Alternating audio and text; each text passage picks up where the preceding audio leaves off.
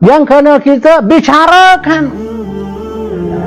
Seumpama kita bincang dalam Hulul Imam Sayyid Abdullah bin Siddiq Al-Ghumari berkaitan sebuah kitab yang bertajuk Raddul Darimi ala Sa'id ala Bishr Al-Marisi.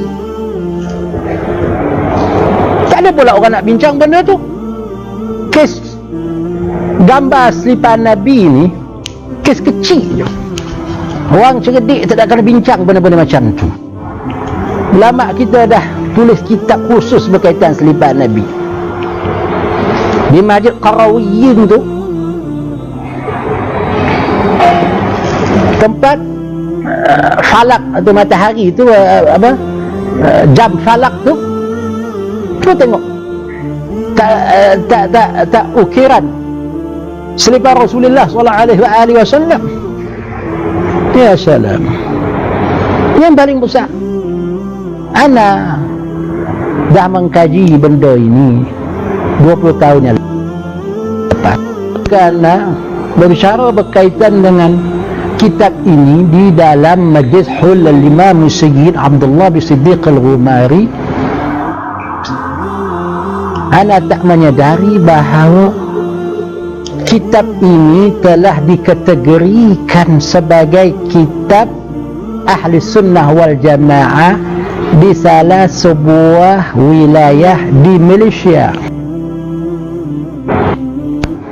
Bahawa kitab ini, ataupun tak ingat bahawa kitab ini telah dikategorikan sebagai kitab utama rujukan Ahli Sunnati wal Jamaah, yang mana dahulunya para ulama kita bertungkus lumus menerangkan kebatilan kitab ini.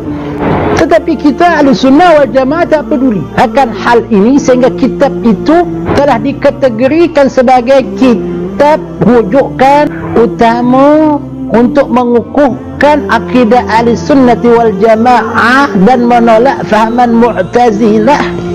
Kita bincang benda-benda, minta maaf, furu' bukan usul, sehingga peringkat hari ini rata-rata di kalangan umat Islam memahami Wahabi tidak mahu kenduri arwah, menolak talqin di kubur selepas dikebumikan jenazah, tak membaca kunut ketika salat subuh. Kalau inilah sahaja bezanya Wahabiyah dengan Ahli Sunnah wal Jamaah. Tak payahlah ulama kita menulis ratusan kitab mengenai kebatilan fahaman Wahabiyah ini.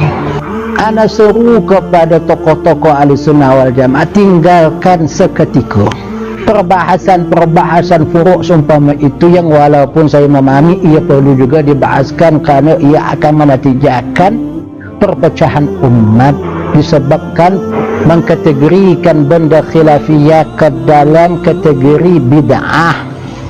Ini masalah besar. Kita tak faham isu itu, isu fiqh atau isu akidah. Ini masalah.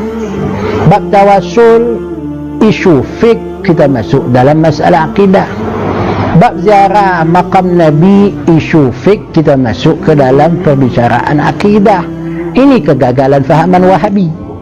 Jadi hari ini saya nak pesan kitab akidah tajsim dan tashbih yang merupakan rujukan utama fahaman Wahabi, yang mana sebelum ada Wahabi, bahkan sebelum ada lahir Ibn Taymiyah, kitab-kitab itu telah wujud, telah terbit, telah menjadi sebab kepada perpecahan umat Islam, sehingga berlaku pembunuhan dan sebagainya kepada umat Islam, terutama dari kalangan ulama mereka.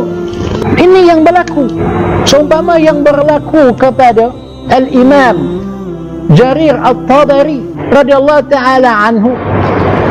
Kalau Al-Imam Ibnu Jarir ketika berada di Baghdad, mereka bertanya beliau mengenai maqam Mahmud, bahawa Nabi SAW akan diutuskan, dibangkitkan di maqam Mahmuda.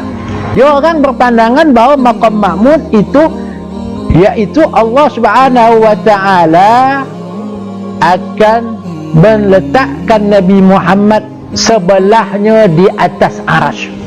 Ini akidah mereka. Maqam Mahmud itu maksud dia apa? Iaitu dari akhirat kelak Allah dan Nabi Muhammad akan duduk di atas arasy bersama-sama.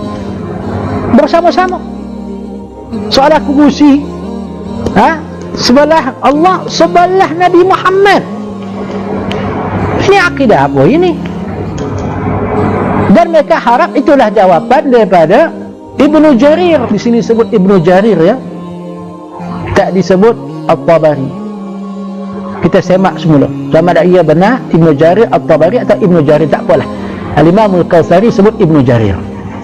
Ulama ahli sunnah, ulama Islam, mereka nak Ibnu Jarir menjawab maqam Mahmud, iaitu Allah mendudukkan Nabi Muhammad di sebelahnya di atas arasy.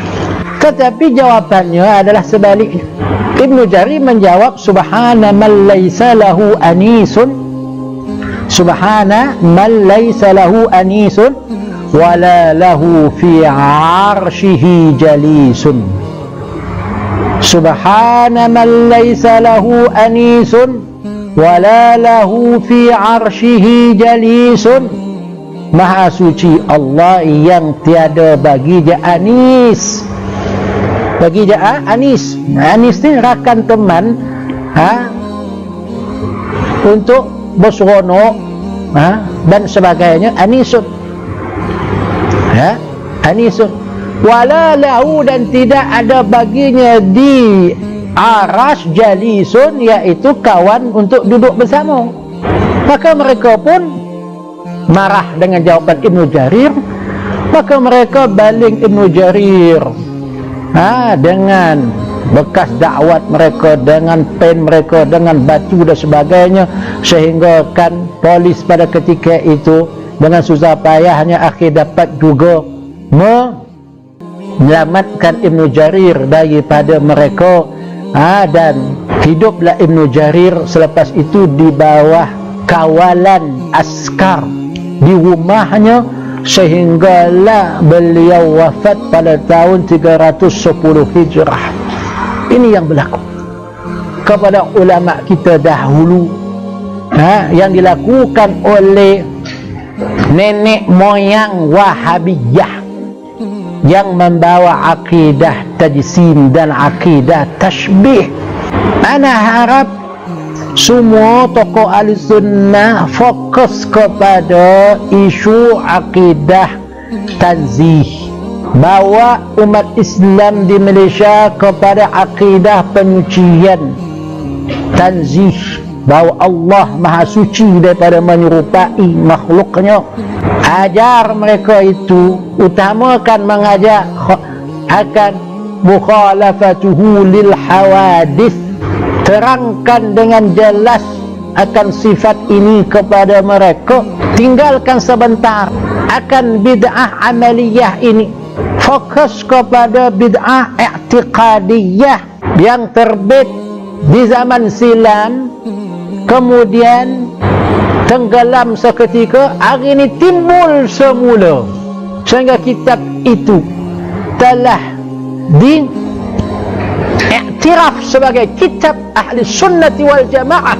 Sedangkan seumpama disebutkan oleh Al-Imam Yusuf Ad-Dijwi, yang mana saya telah alhamdulillah menterjemahkan makalah beliau mengenai kebatilan tauhid tiga, iaitu tauhid rububiyah, uluhiyah, asma' dan sifat 20 tahun yang lepas. Apa kata beliau? Inna kitab ad-Darimi huwa syarrul kutub wa la yajuz nashruhu bainan nas. kitab Darimi ini adalah seburuk-buruk, sejahat-jahat kitab, tak harus ia diedarkan kepada manusia, kepada orang awam. Kemudian beliau sebut kepada ahli ilmu, kepada tokoh-tokoh ahli sunnati wal jamaah, wa innahu lamin awwalil wajibi 'alal ulama ay yu'arrifun nasa darar hazihil kutub.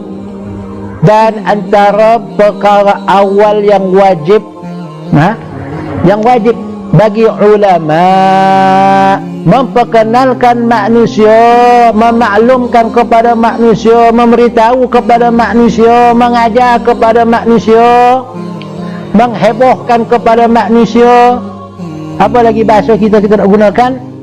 Darar hadhil kutub, kemudaratan kitab-kitab ini. Di samping kitab Radul Imam Darimi ini, Radul Darimi ini, saya terbaca Radul Imam pula, kerana kitab ini yang ada di hadapan saya ini dicetak oleh yang kita sebutkan Muhammad Hamid Al-Faqih ini, yang ditolak oleh Syekh Masyayikh kita Syekh Abdullah bin Siddiq Al-Ghumari. Ini kitab dia. Dan saya bercadang pada malam ini nak menyebut akan penyelewengan kitab itu, yang begitu banyak, yang mengandungi akidah tajsim dan akidah tashbih. Tinggal lagi sudah masuk pukul 10 suku. Macam mana cerita dia ni? Ya, saya dah siap dah nak baca ni. Dan saya alhamdulillah telah menulis akan ta'liqat mengenai kemudaratan kitab ini. Dan kitab ini menyeru kepada seolah-olah penyembahan berhala maknawi, bukan berhala hissi. Kita walau macam mana pun i'tiqad kita umat Islam ni, Tuhan bertangan berkaki, dia tak akan buat patung kena sembah, tapi dalam hati mereka itulah dia Tuhan mereka.